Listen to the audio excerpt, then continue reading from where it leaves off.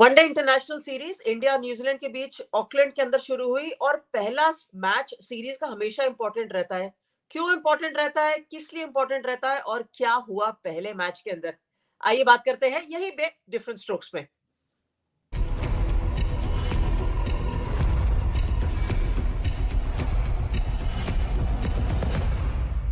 स्वागत है आपका डिफरेंट स्ट्रोक्स के अंदर। देखिए, नमस्ते करके स्वागत कर रहे हैं, भले ही मैं ऑकलैंड में हूं लेकिन नमस्ते से स्वागत जरूर करेंगे। यहाँ पर भी सभी से ऐसी बात करते हैं। पहला मैच सीरीज का इंपॉर्टेंट इसलिए रहता है क्योंकि टेम्पलेट सेट करता है पहला मैच सीरीज का। वैसे भी ये श्रृंखला बहुत छोटी है, T20 की भी बहुत छोटी थी, 3 मैच थे, और ओडीआईस की भी। पहला मैच ओडीआई के अंदर न्यूजीलैंड और इंडिया के सामने न्यूजीलैंड ने जीत लिया। जी हाँ, न्यूजीलैंड ने जीता 7 विकेट से। इतनी आसानी से जीत, लेकिन इतनी आसानी से तो जीत मिली नहीं होगी, कुछ तो हुआ होगा। तो चलिए शुरू से शुरू करते हैं। पहले क्या हुआ, जब केन विलियमसन ने टॉस जीता और शिखर धवन को कहा आप पहले रन्स बोर्ड पे डालिए, तो शिखर धवन ने अपनी टीम केन विलियमसन को दी और दोनों कप्तानों ने टीम चेंज करी। तो पहले इंडियन टीम पे नजर डालते हैं कि वो क्या थी। इंडियन टीम ने कहा हम सारे बल्लेबाज खिलाएंगे, किसी को भी बाहर रेस्ट नहीं कराएंगे, जो नहीं खेला था उसको भी मौका मिलेगा और जिसको मिल रहा था उसको भी मौका मिलेगा। तो ऊपर से देखते रहिए, आप शिखर धवन से लेकर नजरें घुमाते रहेंगे तो नीचे तक आपको बल्लेबाज ही दिखेंगे। वॉशिंगटन सुंदर से जाके एक ऑलराउंडर की श्रेणी शुरू होती है और उसके बाद आते हैं 5 गेंदबाज वॉशिंगटन सुंदर को मिला के। इसका मतलब भारतीय टीम उतरी 5 स्पेशलिस्ट गेंदबाजों के साथ और बाकी रहे बल्लेबाज।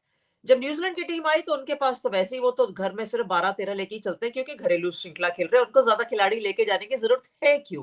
केन विलियमसन की वापसी हुई क्योंकि T20 का मुकाबला नहीं खेले थे, आखिरी वाला, कोई बात नहीं, लेकिन वापस आए और ऑफ कोर्स बहुत सारे चेंजेस करने की जरूरत नहीं है। मैट हेनरी अंदर आए लाइनअप के अंदर, तो उन्होंने कहा हम 4 तेज गेंदबाजों के साथ खेलेंगे, Ferguson, Henry, Matt Henry, Ferguson, Tim Southee and of course Adam Milne और एक स्पिनर लेफ्ट आर्म। तो उनके 5 गेंदबाज, हमारे 5 गेंदबाज। चलिए मैच शुरू हुआ और शुभमन गिल और शिखर धवन ने बल्लेबाजी करना शुरू किया। वंडरफुल बल्लेबाजी, थोड़ी सी स्लो जरूर लगी लेकिन ये 50 ओवर का मैच है, 20 ओवर का मैच नहीं है, तो धीरे धीरे खेले दोनों शुभमन गिल और शिखर धवन। ऐसा जरूर लग रहा था धीरे थे, लेकिन जब 124 फॉर नो लॉस थे ना, तब लगा कि एक ये अच्छा लॉन्च पैड है भारतीय टीम के पास जहां से तेज गति से रन बना सकते हैं। क्योंकि अंदर आने वाले बल्लेबाज कौन थे, आपके पास श्रेयस अय्यर थे, आपके पास सूर्य कुमार यादव थे, ऋषभ पंत थे, ऐसे बल्लेबाज जो ऑलरेडी क्रिकेट खेलते हुए आए हैं, तो उनके साथ तो तेज गति से रन बनने चाहिए।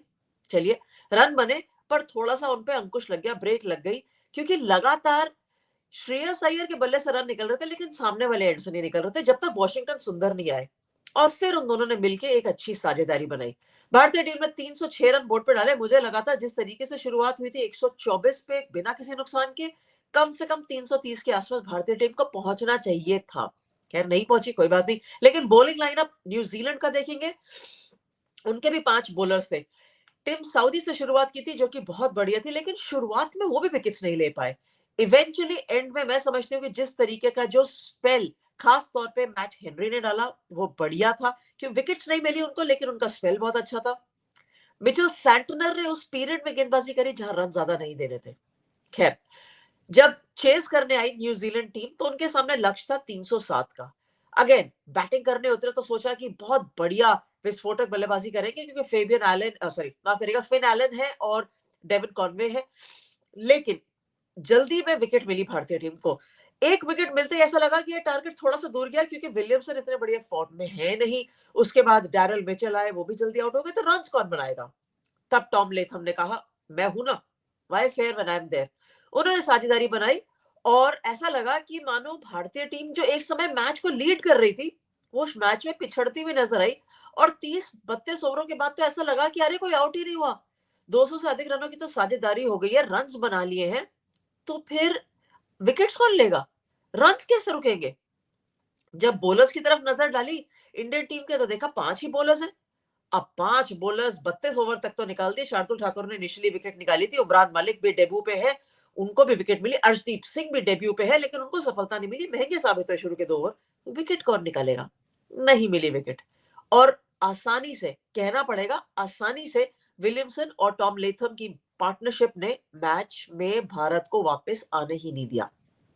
तो क्या रहा मैच का टर्निंग पॉइंट या परफॉर्मर ऑफ द डे, दोनों ही चीजों पे बात करनी चाहिए। पहले देखते हैं परफॉर्मर ऑफ द डे कौन रहा आज के मैच का। मुझे लगा वॉशिंगटन सुंदर, क्योंकि जो उन्होंने पारी खेली ना 16 गेंदों में 37 नॉट आउट। जब वो बल्लेबाजी करने आए थे सामने श्रेयस अय्यर ऑलरेडी 50 रन बना चुके थे और लगा कि ऑलराइट, अब श्रेयस को कमान संभालनी चाहिए। पर वॉशिंगटन सुंदर ने कहा कोई बात नहीं, मैं बैटिंग करके आया हूं, मुझे पता है रन कैसे बनाने। और उन्होंने जिस तरीके से रन बनाए, वो मोमेंटम जो था ना, जो 280 85 पे खत्म हो सकती थी भारतीय टीम, वो जाके खत्म हुई 306 पर। फिर जब बॉलिंग करने आए 10 ओवर में सफलता नहीं मिली, लेकिन 42 रन बहुत बढ़िया। 5 स्पेल में गेंदबाजी करी थी उन्होंने, लेकिन बहुत अच्छी गेंदबाजी करी। So Washington Sundar brilliant.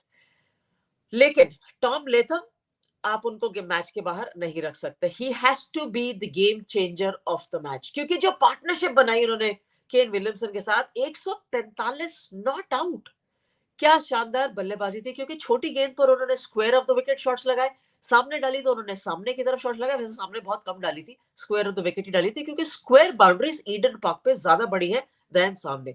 Idea ठीक था, लेकिन इंप्लीमेंटेशन बढ़िया नहीं, क्योंकि टॉम लेथम साइड पे, that is square of the wicket, बहुत बढ़िया खेलते हैं। तो इस सब के अंदर हमने क्या देखा, हमने पिछली बार अपने प्रोग्राम में बात की थी, जो प्रीव्यू किया था कि भारतीय टीम को 6 बॉलर लगेंगे 6 बॉलर, क्योंकि इस मुकाबले में 5 बॉलर्स के साथ तो 7 विकेट से जीत हासिल हो गई न्यूजीलैंड को। 5 बॉलर्स वेरी गुड, 6 बॉलर्स थोड़ा सा एक क्वेश्चन मिलता है, पर 6 बॉलर स्ट्रैटेजी लाने के लिए आपको एक बल्लेबाज को ड्रॉप करना पड़ेगा। ऐसा नहीं है कि बॉलर्स ने खराब बॉलिंग करी, पर बॉलिंग पेनिट्रेटिव नहीं थी न्यूजीलैंड कंडीशंस में, न्यूजीलैंड के बल्लेबाजों के सामने, और कोई ऑप्शन भी नहीं था। बैटिंग की तरफ नजर डालेंगे तो थोड़ा सा चूक हुई मिडिल ऑर्डर में। ऋषभ पंत ने बहुत बढ़िया बल्लेबाजी नहीं करी। चलिए, सूर्य कुमार यादव को एक आध दिन खराब मिल सकता है, बहुत बढ़िया कवर ड्राइव मारी थी, लेकिन आउट हो गए थे उसके बाद तुरंत। बट उसके बाद जब आप नजर डालोगे कि संजू सैमसन, आई थिंक उन्होंने अपना पार्ट अच्छा प्ले किया। ये बल्लेबाजी क्रम के साथ ना 306 नहीं लगते, कम से कम 330, 345, 330, 340 के आसपास लग सकते थे ठोस शुरुआत के साथ।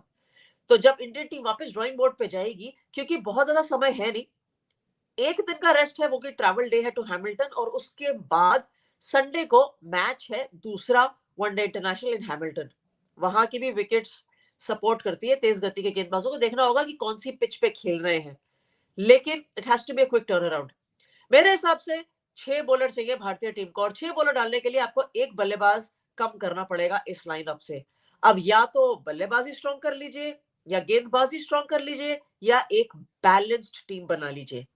आसान नहीं है बैलेंस ढूंढना, I am sure team management के लिए भी आसान नहीं होगा, मेरे लिए भी आसान नहीं है ये कहना कि कौन सा प्लेयर मिस आउट करना चाहिए, क्योंकि सब डिजर्व करते हैं भारतीय टीम में खेलना।